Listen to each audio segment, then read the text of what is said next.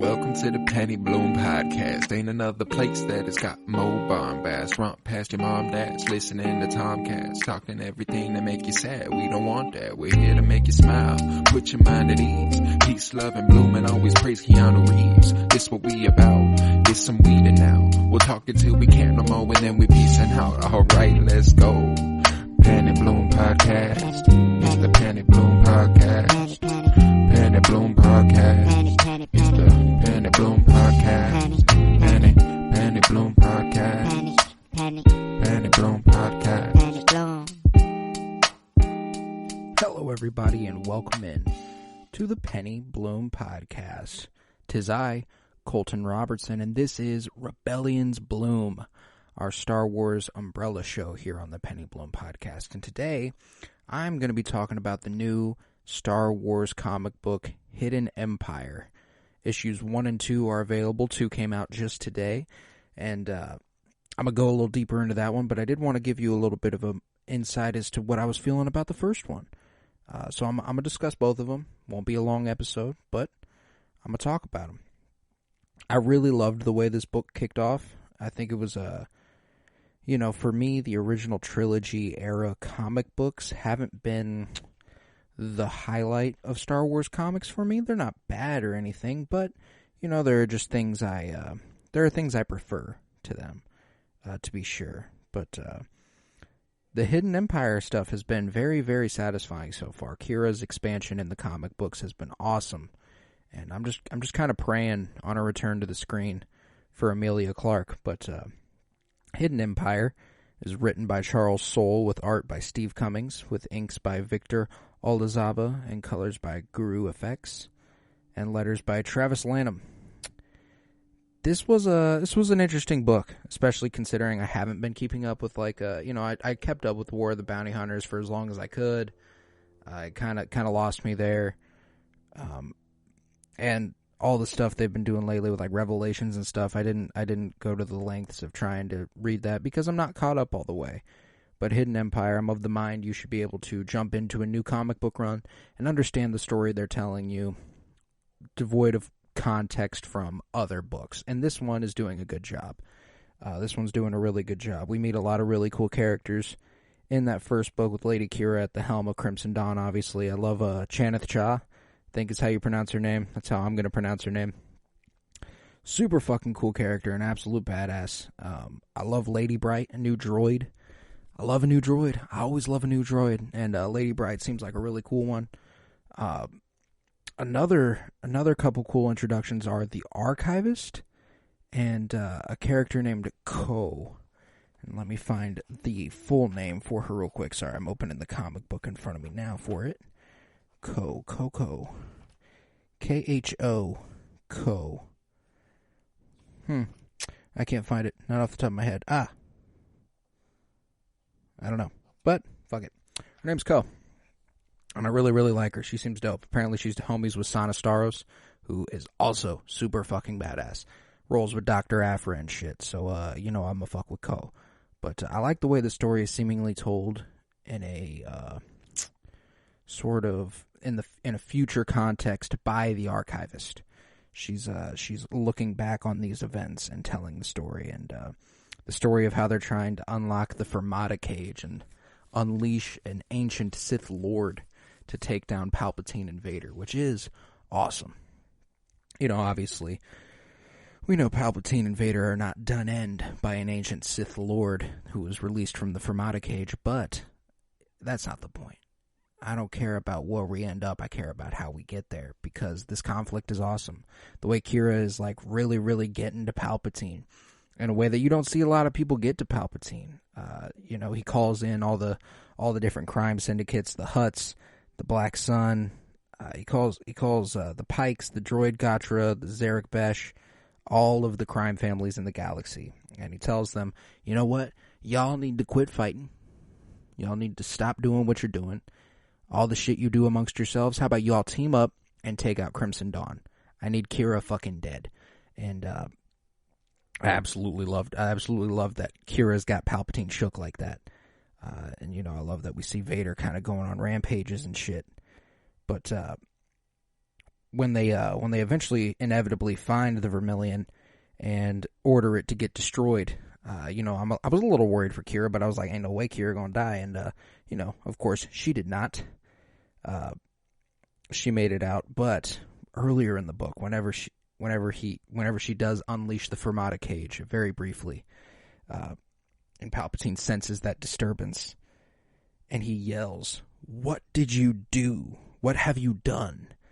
Like, people don't fuck with Palpatine like that. He don't act up like that often unless some shit really got to him, and that's really been the highlight of especially book 1, was the way Kira had him shook.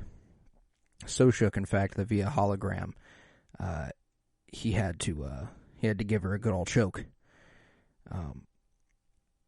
But ultimately, they destroy the Vermilion, the Empire, with her getting away, and the Knights of Ren inevitably decide to leave the side of the Crimson Dawn. They're like, this is too much shit for me. I can't hang out with y'all much longer. I think this is it. We're gonna part our ways. But I love the way the first book ends with Kira going, "This was all part of the plan," and then the archivist going, "This was not all part of the plan." Just a classic little, I fucking love when a narrator kicks in and is like, this is perfect. It was not perfect. Reminds me of some Arrested Development shit with Ron Howard doing some narration there. But nah, man, that was the first book, and it was a solid one. But the second one today, I think elevates on the first one in an interesting way. It's part 2, The Dawn Fleet, with again, written by Charles Soule, art by Stephen Cummings, inked by Victor Olazaba, and colors by Guru Effects, with letters by Travis Lanham. But we get this time we get a perspective of who the archivist is actually giving this story to. Obviously, she's just a recording; she's not actively talking to them. But it's a couple of hooded figures who appear to be extremely intrigued by it. And it seems like they're talking in the past sense about Palpatine and stuff. Like the reign of the Empire might have ended by the time those who are watching this, the archivist, by the time they see it, all this stuff must have gone down. But, we see Kira kind of reckoning with the fact that Palpatine and the Empire are not just destroying the Vermilion, they're destroying all the escape pods and killing all her people, even though she's nowhere to be seen, nowhere nearby. And Chaneth Chaw's a little bit like, that really sucks, but you're also putting my people in danger and my ship in danger, so what do you have planned for that?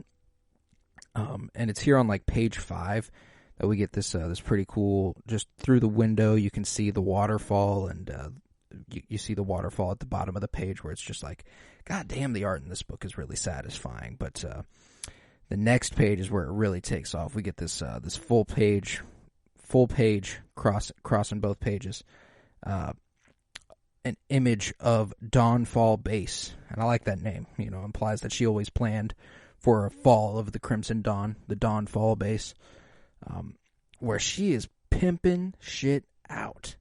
Absolutely badass, the fleet that she's built up. And I like that she's like, style's important. I think she learned a little bit from her days with Lando back in Solo and her days with Han, but more Lando than Han. I love the way that Chaneth Chaw is just kind of like, this ain't enough to destroy the Empire. And Kira's like, hey, I'm not trying to destroy the Empire. I'm trying to destroy the Sith.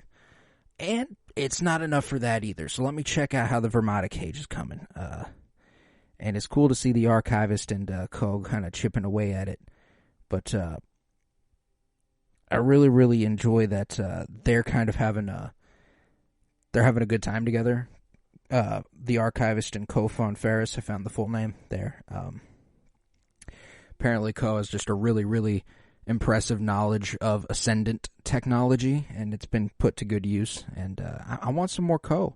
She actually threatens in this book to go off and hang out with Sana Staros, return to Sana Staros, and I'm praying that come February, when that Sana Staros book starts, that I see some more Co, because I'm fucking with her.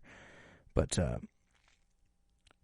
when Kira breaks the news that she's like, oh yeah, the archivist is like, we just need more time. We'll pack it up. We can move to a new spot. And she's like, I don't think there's any way for Palpatine to know what we're doing. And Kira's like, oh, no. Yeah, he definitely does.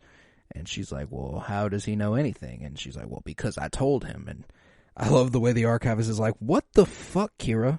Why on earth would you do that shit?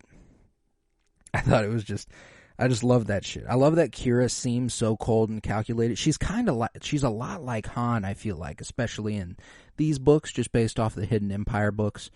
I don't know a lot about Kira beyond that besides the brief glimpses I've seen, but she has this impulsivity to her that is like, she likes to act like she has a plan, but she never really does. She just kind of does shit and hopes it sticks.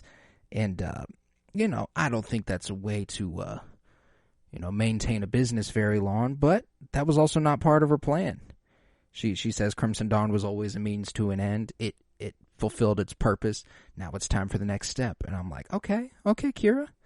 I don't know that she really has much of a plan though. But I loved seeing on the Executor, the flagship of Vader. Classic imagery of Vader kneeling before the Palpatine hologram, and he's fairly certain he's tracked down the source of the disturbance, but there was nothing there. And Palpatine's like, well, we know for certain that this is a real thing we need to deal with. And I love the way that Vader's like, but sir, do you really think this is possible? And again, Palpatine being fucking real. You just don't get Palpatine being a little shook ever. And him telling Vader, yeah, I do think that it's a very real possibility. I don't think there's was this ancient Sith Lord who built your castle. He developed this Fermata cage. Is it possible for one to be preserved in the Fermata cage? Yes. Was one preserved in the Fermata cage? Now that, I don't know, but there would be no greater threat, as the Sith Lords, no matter who they are, they seek domination, and it would be a huge threat to what they've built. And again, just love the imagery. The art in this book has been phenomenal, and on this page, it's page 11, halfway through the book, Palpatine speaking to Vader's hologram in front of the Death Star window. Fucking outstanding. Just beautiful art. The colors here, the blues, purples, and reds, like just a beautiful color palette when we're dealing with that. And to juxtapose it with the next page, the bright yellows and pinks and bright greens of what's going on with Ko and the Archivist as they're trying to go ahead and feed the beast, the Fermata cage. They figured out a way to weaponize the Force so that they can, her technology should suck all the dark side Force out of the air, power the Fermata cage, and it succeeds. I was like, okay, Ko, you a fucking badass. And then we get perhaps the coolest page in the book. Earlier in the book, I was like, man, it'd be kind of pimp. I don't want them to. I was like, I really respect the fact that they've never really touched Yoda in original trilogy comic era. I think they're like, you know what? He was off on Dagobah, and that's just what he was doing. And that's right. That is what he should be doing. But the fact that when they open the Fermata cage, they show Yoda, and they show Luke, and they show Palpatine and Vader, all of them feeling that disturbance in the Force, along with Palpatine going, do you feel it? Reminded me of Snoke and Ren in The Force Awakens. There's been a disturbance in the Force. Have you felt it? Yes. Fucking love that movie. But yeah, this page just rocked. I love seeing Yoda in comics, man. I love seeing Yoda in comics, and I'm glad they haven't touched him in OT. But I'm glad that for a purpose like this, they went ahead and flashed him up there for us. I thought that rocked. But yeah, the Fermata cage being open does not go 100% okay for Ko and the Archivist, because it very quickly calls Palpatine and Vader's attention. They are very easily able to track them down. And not only that, but it nearly fucking kills them. They're extremely weak. And it's not looking good. It's not looking good. But I loved seeing Kira getting approached by a young girl, it looks like, who I don't really know who she is. I feel like this is one that I would know if I've read other stuff. But regardless, she calls this young girl her last hope, which I think is cool. I don't know what that means. I'm excited to see what it means. She's got a little bit of a Fred from Scooby-Doo aesthetic going on, with like a white shirt and a blue bandana and orange bandana. Like she's got a Fred from Scooby-Doo thing going on, and but it's like mixed with like a little bit of a, I don't know. I don't even know where to take it with that. She's just an interesting character that I'm hoping to see return, as Kira does call her last hope. But she's then informed that Vader and Palpatine have in fact tracked her down, which it's not ideal. It's not ideal by any means. They've tracked down Ko and the Archivist, and before long, they're met with the wrath of Vader. But the way that Ko is like, "Yep, we're gonna submit. That's all cool. What's up, Vader? Yeah, we'll come with you. No biggie, no problem. You know, I've heard Dr. Aphra talk about you. You seem like a bad motherfucker, man. Not exactly somebody I'm trying to mess with." And frankly, that's probably what I would do. But the Archivist is much less ready to give in. And I respect the spirit here, especially given that we see that this story is being told through like a flashback, and it seems like the Archivist has seen the story through to the end. So it's like, she's probably not going to die here, but Vader tells her, after she asks, "I know who he is. He's the reason we fought so hard, the reason the galaxy is the way it is. He's a Sith." And they get force choked, but then Chaneth Cha pulls up, and she goes full, "Do you know who I am? What you mean to me?" And Vader delivers just a classic badass Vader comics line, "You are dead, and I am your death." You can't go wrong with Vader in comics, man. I know that the Vader comic itself has been a little bit all over the place, hit or miss, but he's pretty fucking cool regardless. He's always going to be cool, even though he's a fascist wizard, and I can't fuck with him on a personal level. He's gonna look dope, and he's gonna do dope shit, and he's gonna say dope things. But yeah, man, Hidden Empire has been a fucking fun read so far. I fully intend on picking it up every month.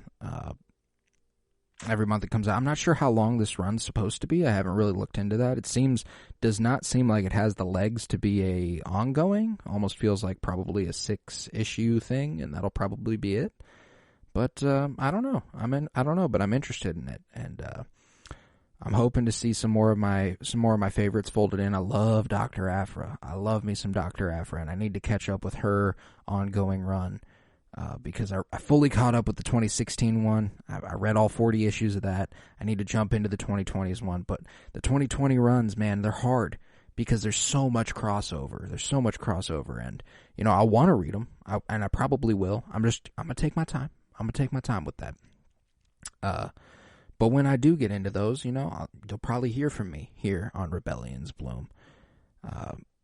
But yeah, Hidden Empire, strongly recommend going and checking that out. If you got a local comic shop, run over there, pick it up. It's worth a read, and the art alone is worth having. And I mean, you can't go wrong with Charles Soule. I fucking love Charles Soule's work. Not only comics, but novels as well. He's fucking brilliant. So pick up Hidden Empire. Hidden Empire 1 and 2 have been bangers. Check them out. You thought I was done? Nah. We're also going to be talking about last week's release from Dark Horse Comics, Star Wars The High Republic Adventures #1. I fucking love The High Republic. You knew I was going to talk about it, baby. This is Sav Malagan, Padawan or Pirate, written by Daniel Jose Older, art by Tony Bruno, and colors by Michael Attier. And boy, oh boy, I fucking love the High Republic, man. There's something about it that just makes my heart fucking warm. And this character that they introduce, Sav Malagan, is a fucking badass. I love Sav. I love this chick. She's awesome. Being all 15, being a badass Padawan who's getting tired of the Jedi Order. She's like, man, this shit just ain't for me anymore. I love the Force. Feels like home. But the Jedi Order, this shit getting boring. I love that this they just want to be a fucking adventurer. They want to be a pirate. I love it. Especially since she's staked out on Takodana. And if she's on Takodana, you know she gonna find her way to Maz Kanata, baby. Oh. And to go to Maz's castle again, bro. To go to Maz's castle again and meet all these wacky, zany characters. I'm in love. I love this shit. We got Alec. I love it. Wanted in like 20 systems. Alec. You got Quiet Shan, Alec's right-hand man. Or right-hand woman, I should say. You got Coromant Vizsla, who's pretty awesome, because his name's Coromant Vizsla. And you got Therm Scissor Punch. And again, awesome, because his name is Therm Scissor Punch. I fucking love it. But the belle of the ball, the highlight, the goddamn man himself, Dexter Jetster, in the building. Dexter fucking Jetster, baby. I love me some Dex. And he looks like he's a little slimmer. This is a couple hundred years ago. He obviously put on a little weight by the time the prequel trilogy ran around. He was just running a diner on Coruscant. This man has lived many a life, You question how he knows so much come Attack of the Clones. Well, he's been around, baby. He's been around, and he's got stories to tell. And that's what Sav points out in this book, is that he's a storyteller, baby. He's got things to say when he comes to Maz's castle, and he has legends to speak of. And the one he's telling at the beginning of this is about some Danto Parappa, who apparently he became one of the most prominent crime family leaders of his era. But the event scared him so bad he went into hiding for years. So it'd be interesting to see if this little brief mention of Danto Parappa ends up coming back around, and Danto Parappa ends up being like someone important to the story. But I love the way that Sav just stirs the fucking pot. She likes to make fun of shit. She likes to make shit happen. Rule in Maz's castle, of course. No fighting. Maz don't have no fighting. That's not gonna happen here. But when a fight's about to break out and they amicably go their separate ways, Sav can't have that. Nah, she's going to use the Force, make sure someone bumps this man on the back of the head, and then a fight breaks out. Which, again, just love that Sav is stirring the pot. And of all people for her to make trouble with, it being this guy who is an inspector, apparently. Very, very bold. Very bold. But this fight breaking out obviously draws the attention of Maz. Maz enters the scene and wearing the fucking firest fit I've ever seen in my life. She's got the fucking drip with this red cape. She's got like a superhero aesthetic going on, but she pulls it off. It's crazy what she's got on right here, but it's fucking flames. Like, I kind of want to wear this. I want to wear this real bad. I love that the way she enters the scene is, what the Kark Star is wrong with all of you? Kark Star. I don't know what the fuck it is, but it's provocative. It gets me going. I'll tell you that. But I love the way everyone's like, no, Maz, I'm sorry, it wasn't me. He did it. He started it. Reminded me of fucking Hamilton. Sir, I don't know what you heard, but whatever it is, Jefferson started it. Fucking love this book, man. I'm already fully in with this fucking crew too. I'm like a few pages in talking about it, and as I was reading it, I was like, well, I think I found a new favorite. It's like all the different species you see in the background too. You got Duros in the background here. You got fucking Moncala somewhere. You got a Weequay over there. Like, it's super fucking cool. Just I love it. I love the High Republic, man. It just tickles my fancy. It really does. But I love the way Sav thinks Maz is talking to her whenever Maz is like, oh, is that my favorite person in the world? And she's like, oh, shit, she's talking to me? And then Dex is behind her. And Dex is like, man, you keep talking to me like that. Woo-hoo, we'll see what happens. I love that Dex and Maz have like a flirty thing going on. It makes perfect sense given what we've come to know Maz as. And, I mean, Dex fucks. There's no question about it. But I love it. I love this shit. The way he's like, oh, one day you're going to make me believe that and make a fool of myself for love. And they embrace each other with a big old hug. I mean, just a couple of legends from different eras of the movies that I absolutely love. You know, a sequel trilogy character and a prequel trilogy character coming together, embracing like this 200 years before either trilogy. Fucking awesome. I love stuff like that. But I love that Dex decides, you know what, I'm heading out. I'll see you guys. And but before that, I love the way that Maz is like, for real, of all people to be making trouble with, you start shit with the fucking cop?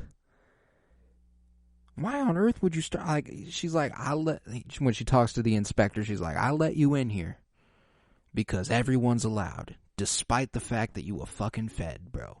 You a goddamn cop, and I still let you in here. You gotta respect my rules. I love that Maz said ACAB. I love that shit. But Dex decides he's gonna have to follow him on out of there because he's a notorious pirate hunter. And Dex can't have that because of his love for the Pirate Queen. Obviously, he doesn't say that, but that's my headcanon. He loves him some Maz Kanata. And the fact that she's known as the Pirate Queen, like, that's a fucking nickname right there, bro. I wish I was known as the Pirate Queen. I think I might just coin that for myself. People are like, hey, Colton. Or I guess they wouldn't know this because they would eventually ask me, hey, what's your name? They wouldn't be able to go, hey, Colton, what's your name? They just said my name, but... hey, what's your name? I'm going to go, the Pirate Queen. And when they ask me to elaborate, I will refuse. But I love that Sav just goes ahead and tags along. And Dex is like, all right, man, fuck it, I guess. This is cool. And that's when they happen upon a group in the middle of the woods who is plotting the downfall of Maz Kanata and the Jedi on Takodana.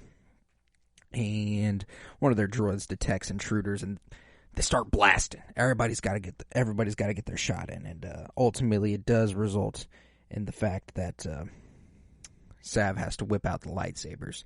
And everyone's like, "Oh shit, a Jedi!" She's like, "This is the moment I've been waiting for all my life. Dexter Jettster's about to tell some fucking stories about me, bro." And she goes ahead, beats some ass. She gets some help from the inspector. She gets some help from Dex. When she, and the fucking excerpt here from when she finally faces all these droids, and she's like, then I finally, like, at first it's just like training, and then I realize how many there are, and suddenly death feels very real, so near I can taste it. But if that's what this night has in store for me, so be it. And then she just goes on a fucking rampage, just beats some absolute ass, and I absolutely love it.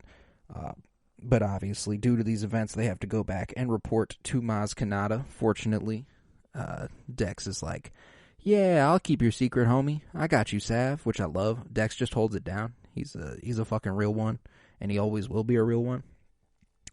But I